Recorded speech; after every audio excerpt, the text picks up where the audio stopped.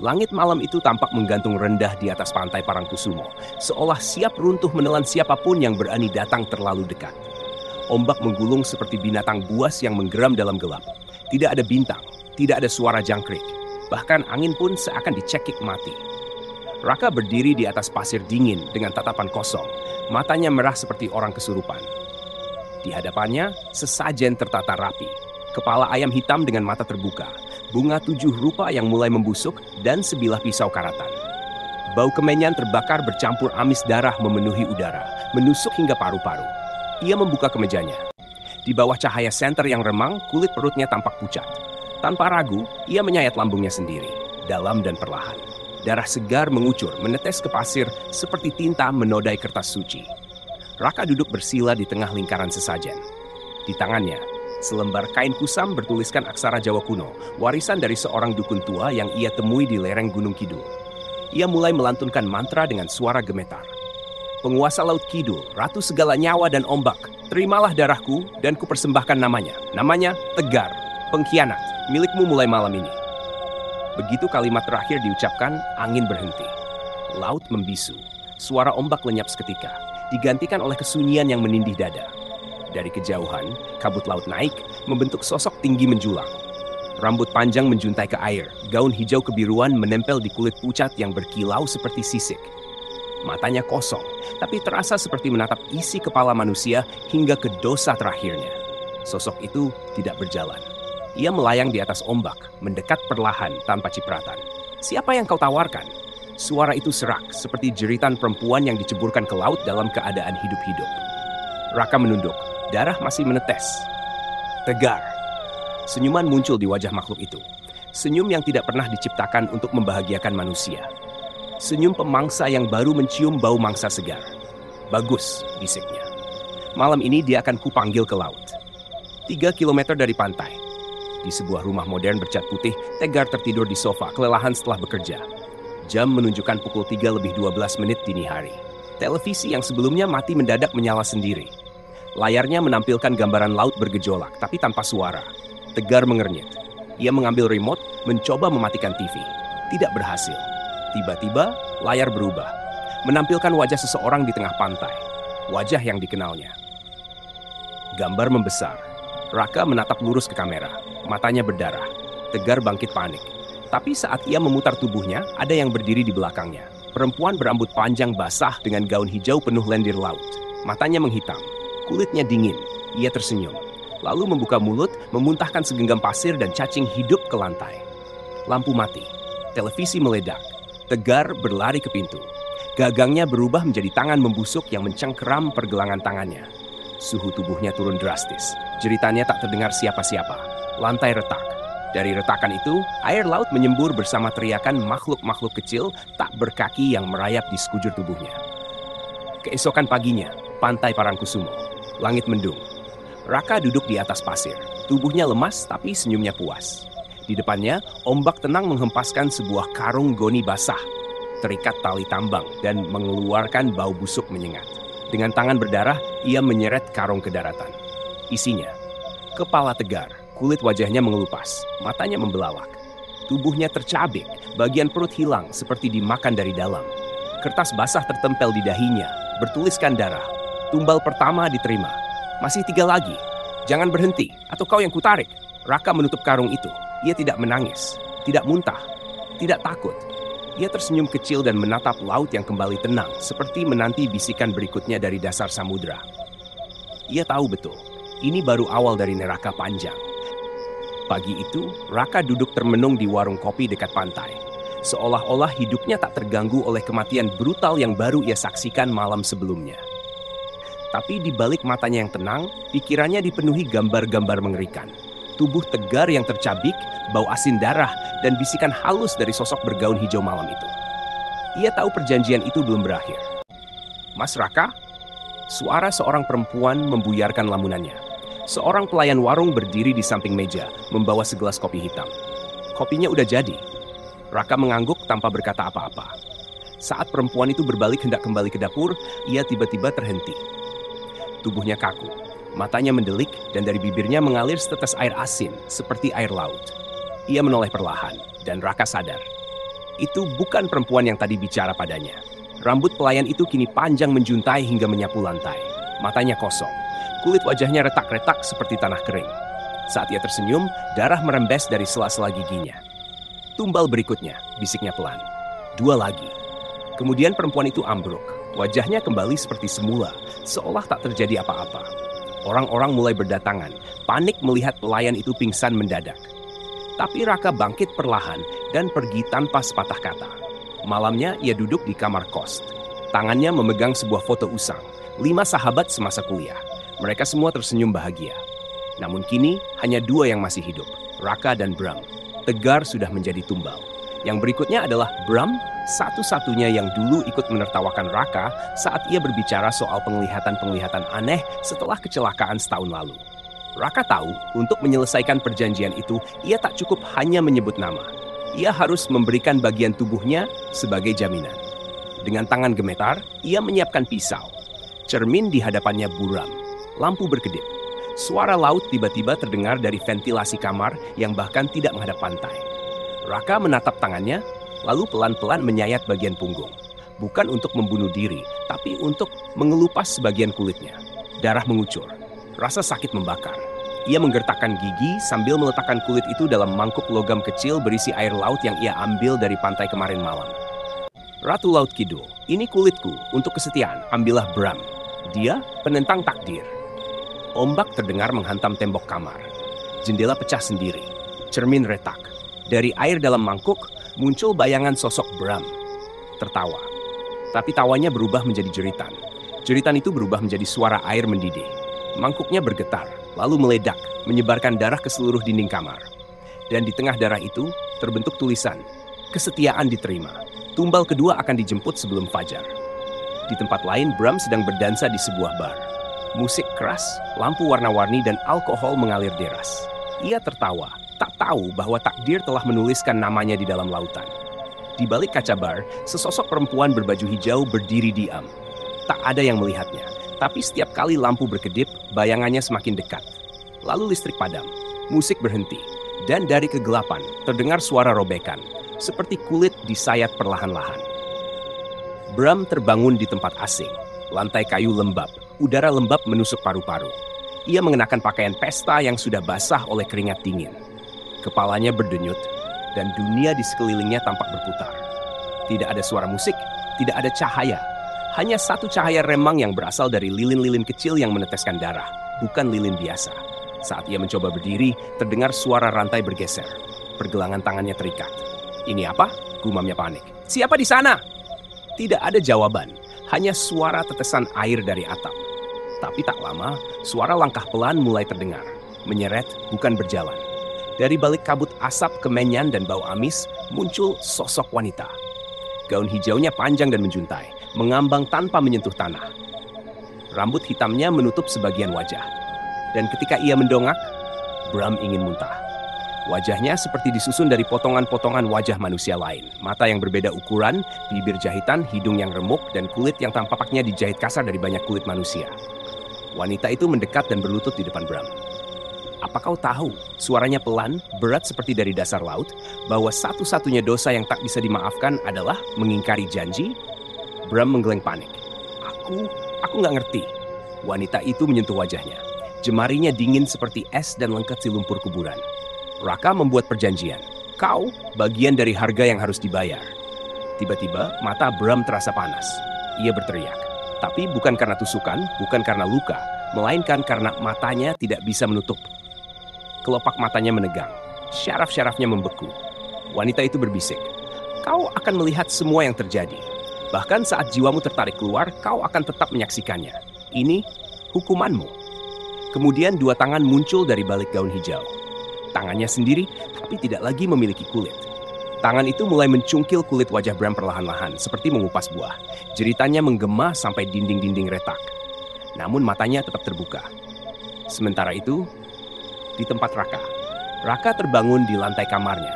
Tubuhnya basah oleh peluh dan darah kering. Di dinding, lukisan lama yang tergantung tiba-tiba berubah bentuk. Bukan lagi pemandangan laut, melainkan mata. Puluhan pasang mata menatapnya dari dalam bingkai, mengedip satu persatu seolah hidup. Salah satu mata itu sangat dikenalnya. Mata Bram, gumamnya. Ia berjalan mundur, ketakutan. Tapi di baliknya, suara air mengalir deras. Ia menoleh dan melihat bahwa lantai kamarnya mulai berubah menjadi permukaan laut. Ombak kecil memantulkan bayangan wanita bergaun hijau, berdiri tenang di bawah tempat tidurnya. Dua telah diberikan. Suaranya menggema, seolah dari dalam tengkorak. Tinggal satu. Raka gemetar. Ia tahu siapa yang dimaksud. Dian, satu-satunya orang yang pernah ia cintai. Satu-satunya orang yang mempercayainya. Dan satu-satunya orang yang tak pernah menyakitinya. Hujan turun tanpa suara. Aneh. Seperti langit sedang menangis, tapi tak ingin didengar siapapun. Di dalam rumah kontrakan kecil itu, Raka terduduk di pojok ruangan, tubuhnya menggigil bukan karena dingin, tapi karena keputusan yang harus ia ambil. Di hadapannya, terbentang kain putih dengan 3 tetes darah membentuk segitiga. 2 titik sudah mengering, Tegar dan Bram. 1 titik masih kosong, menunggu nama terakhir. Tangannya gemetar saat menuliskan nama itu dengan darah dari luka di pahanya sendiri. Dian. Seketika, cahaya lampu padam. Aroma garam laut memenuhi ruangan, diiringi bunyi bisikan-bisikan lirih dari bawah lantai. Seolah ada makhluk-makhluk kecil sedang merayap mendekat. Cermin retak sendiri. Dan dari retakan itu, muncul bayangan wajah wanita bergaun hijau. Dia wanita yang mencintaimu, bisik suara itu. Kau yakin ingin menyerahkannya? Raka menangis. Untuk pertama kalinya sejak perjanjian dimulai, air matanya jatuh tanpa bisa ditahan. Ia memeluk tubuhnya sendiri, seakan bisa melindungi sisa nuraninya yang tersisa. Aku tak punya pilihan, bisiknya lirih. Di rumah Dian berdiri di depan jendela, memandangi hujan tanpa suara. Ia merasakan sesuatu aneh malam itu. Seekor kucing hitam yang biasanya tidur di depan rumahnya mendadak menggigit dirinya sendiri hingga mati. Tumbuhan di pot-pot layu dalam satu malam. Dan cermin di kamarnya memantulkan bayangan wanita lain, bukan dirinya. Ponselnya berdering. Nama Raka tertera di layar. Halo, suaranya cemas. Namun yang terdengar bukan suara Raka, melainkan bunyi ombak disusul dengan suara perempuan menyanyi tembang Jawa kuno. Datar, menyeramkan, dan dipenuhi duka. Dian menjauhkan ponsel dari telinganya. Tapi suara itu tak berhenti. Justru berpindah ke dalam rumahnya. Raka, panggilnya. Tak ada jawaban. Tapi dari arah kamar mandi terdengar tetesan air yang makin deras, makin cepat, hingga terdengar seperti jeritan bayi ditenggelamkan. Dian melangkah pelan, jantungnya berdetak liar. Ia membuka pintu kamar mandi perlahan. Dan di sana berdiri wanita bergaun hijau. Dian menjerit, tapi tubuhnya kaku. Wanita itu berjalan pelan, rambutnya meneteskan darah. Mulutnya terbuka, dan dari dalamnya keluar belatung yang hidup menggeliat turun ke lantai. Wanita itu mengangkat tangan. Telapak tangannya memperlihatkan jantung Raka masih berdetak. Ia memilihku, kau miliknya sekarang. Tiba-tiba lantai retak. Air laut menyembur deras, menenggelamkan tubuh Dian hingga ke leher. Tangannya berusaha menggapai sesuatu, apa saja. Tapi hanya kesunyian yang menjawab. Dalam bayangan terakhirnya, ia melihat wajah Raka, memandang dari kejauhan, menangis. Tapi tidak menghentikan apapun. Di laut selatan, Raka berdiri di atas karang, menatap ombak yang bergulung. Suara-suara di kepalanya tak henti berbisik. Nama-nama yang sudah ia serahkan. Mereka berteriak, mereka memaki. Tapi perjanjian sudah dibuat. Dari balik ombak muncul sosok Ratu Laut, tinggi, agung, dan mengerikan. Wajahnya berubah-ubah, Tegar, Bram, lalu Dian. Semua tercampur menjadi satu dalam senyuman yang penuh kemenangan. 3 tumbal telah diberikan, katanya. Kini, saatnya kau penuhi bagian akhir. Raka gemetar. Bukankah sudah cukup? Ratu Laut mendekat, suaranya dingin. Tidak ada perjanjian yang selesai sebelum semua bayarannya lunas. Raka melangkah pelan menyusuri bibir pantai selatan. Laut malam itu seperti cermin hitam tak berujung, memantulkan cahaya bulan yang terbelah 2. Di sekelilingnya angin bertiup pisu dan pasir yang diinjak terasa dingin, hampir seperti daging yang membeku. Langkahnya berhenti di depan batu karang besar, tempat ia pertama kali melakukan ritual perjanjian. Di sanalah dulu darah pertama diteteskan. Dan di sanalah pula kini darahnya yang terakhir akan ditagih. Semua sudah kuberikan, bisiknya kepada laut. Apalagi yang kau inginkan dariku? Tak ada jawaban. Hanya suara pelan dari ombak yang menggulung. Tapi tiba-tiba dari kedalaman laut muncul suara nyanyian. Pelan, penuh duka. Dalam bahasa tua yang tak dikenal namun terasa menyayat jiwa. Raka menoleh. Dari kejauhan, laut mulai terbuka. Bukan hanya air yang terbelah, Tapi dasar laut terangkat seperti jalan setapak, mengarah ke dalam kegelapan. Di sepanjang jalan itu, berjajar tengkorak-tengkorak duduk bersila, tangan terlipat di atas lutut.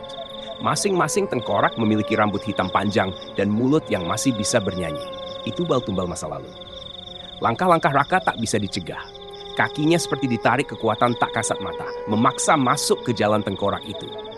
Setiap melewati satu tengkorak, nyanyian makin keras. Dan di antara suara-suara itu, ia mendengar. Aku menyesal.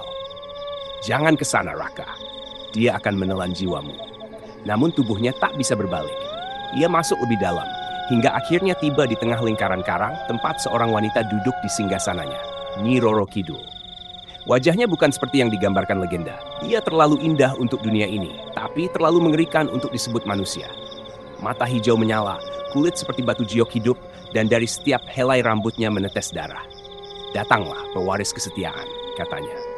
Raka jatuh berlutut. Air mata bercampur darah menetes dari matanya. Aku sudah beri kau 3 tumbal.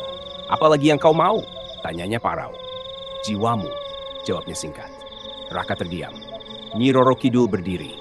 Tangannya menjulur, dan dari telapak tangannya keluar seutas rambut basah, panjang melilit leher Raka perlahan.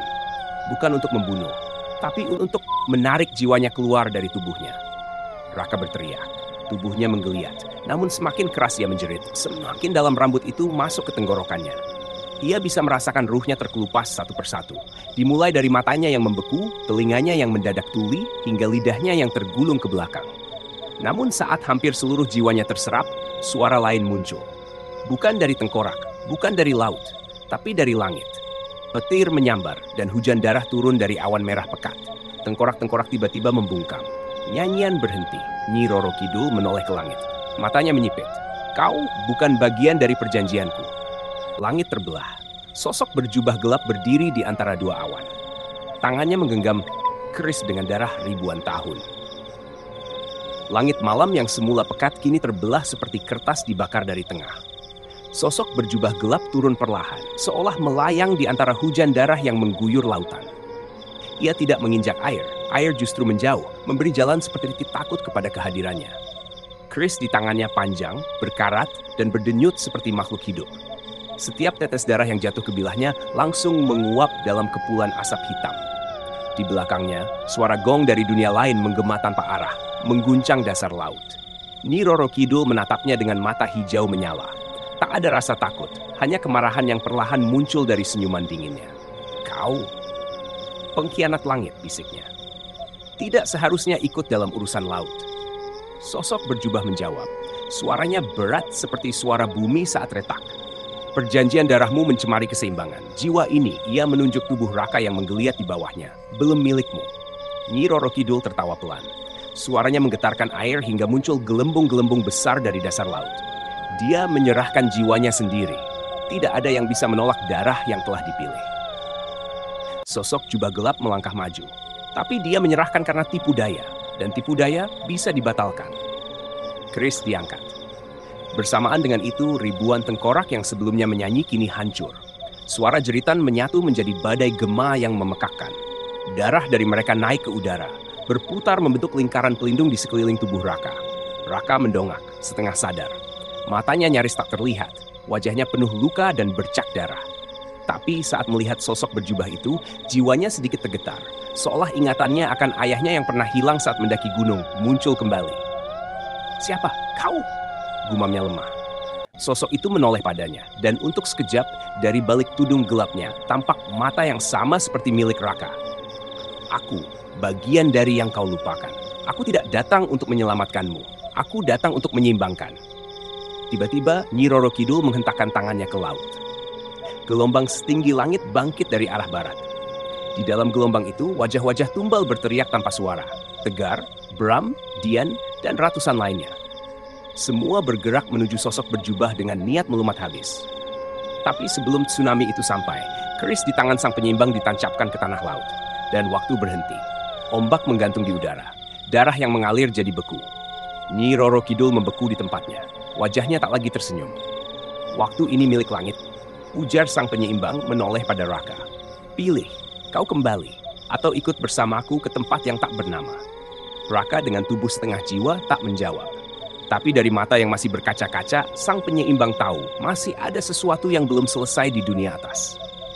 Raka membuka mata di tengah hutan cemara.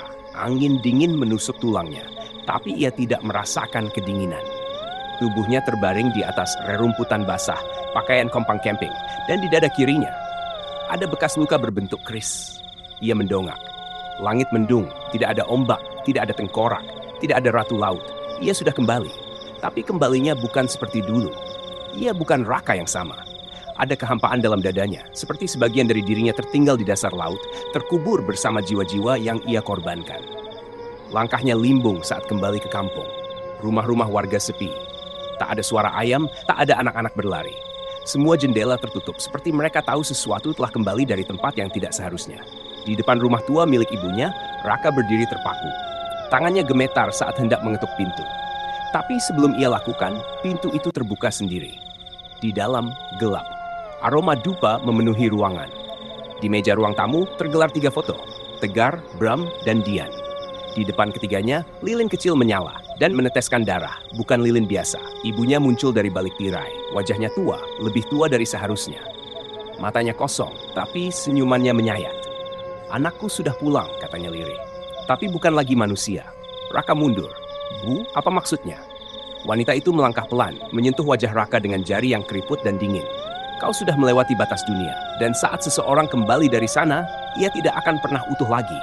Kau membawa sesuatu bersamamu."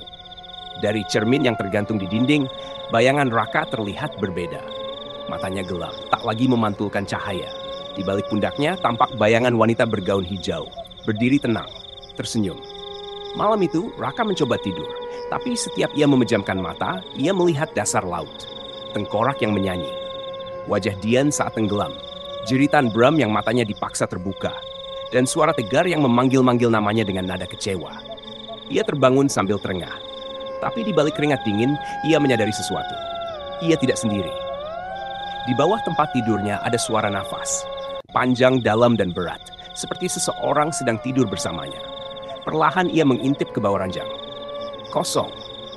Namun saat ia bangkit dan menoleh ke cermin, wanita itu berdiri di balik punggungnya, rambut basah menjuntai hingga lantai dan matanya, mata Dian. Hari-hari setelah kepulangan Raka tidak pernah benar-benar terasa nyata. Sejak malam itu, saat bayangan wanita bergaun hijau muncul di cermin, segala sesuatu di sekitarnya menjadi kabur.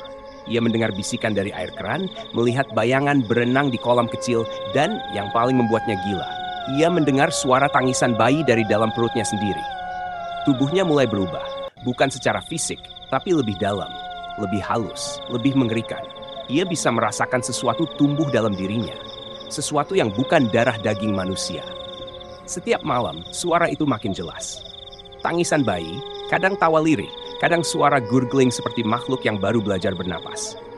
Dan saat ia menempelkan tangan ke perutnya, perut yang datar itu berdenyut seperti ada jantung kedua yang tumbuh di sana. Ia mencoba memotong kulitnya sendiri malam itu, ingin mengakhiri semuanya. Tapi darahnya keluar berwarna hijau asin, dan lukanya menutup kembali dalam hitungan detik. Seolah tubuhnya sudah bukan tubuh manusia lagi. Ibunya tak pernah keluar kamar lagi. Pintu kamarnya terkunci. Tapi setiap malam dari balik pintu itu terdengar doa-doa panjang bercampur isakan. Kadang suara wanita lain menjawab, dan suara itu bukan suara manusia. Raka akhirnya memutuskan kembali ke pantai. Ia berdiri di batu karang tempat awal mula perjanjian. Hujan deras turun dan ombak menggila. Langit malam itu tidak gelap, tapi merah seperti daging segar. Ia berteriak, "Ambil saja aku, ambil semuanya. Aku tak mau ini tumbuh dalam diriku." Dari tengah laut muncul pusaran air besar, dan dari dalamnya Nyi Roro Kidul muncul perlahan. Tapi kali ini tubuhnya lebih besar, matanya lebih dalam dari rambutnya, keluar tangan-tangan kecil bayi. "Kau pikir bisa lari?" Suaranya dalam dan dingin. "Itu adalah warisanku, janin dari dasar samudera, tumbuh dari darah, tangis, dan pengkhianatanmu." Raka mundur, tangannya menutupi perut. "Tidak, ini bukan milikku." Ratu Laut melayang mendekat. "Kau bukan manusia lagi. Kau adalah wadah, tuan rumah untuk keturunanku, dan kau akan melahirkan bukan dengan rahim, tapi dengan jiwa." Tiba-tiba perut Raka membelah. Bukan secara fisik, tapi secara spiritual. Dari dalam tubuhnya muncul cahaya hijau terang, dan dalam cahaya itu, sosok bayi tanpa wajah merangkak keluar. Bayi itu tidak menangis, tidak tertawa, tapi menatap langsung ke dalam jiwa Raka. dan Raka menjerit. Tubuhnya mencair menjadi buih, lalu berubah jadi pasir, dan hilang bersama ombak. Di pantai itu hanya tersisa bayi. Ia merangkak pelan ke arah laut, tapi ombak membelah, memberinya jalan. Di bawah sinar bulan terdengar suara lembut dari kejauhan. Perjanjian telah ditepati, warisan laut telah lahir. Tamat.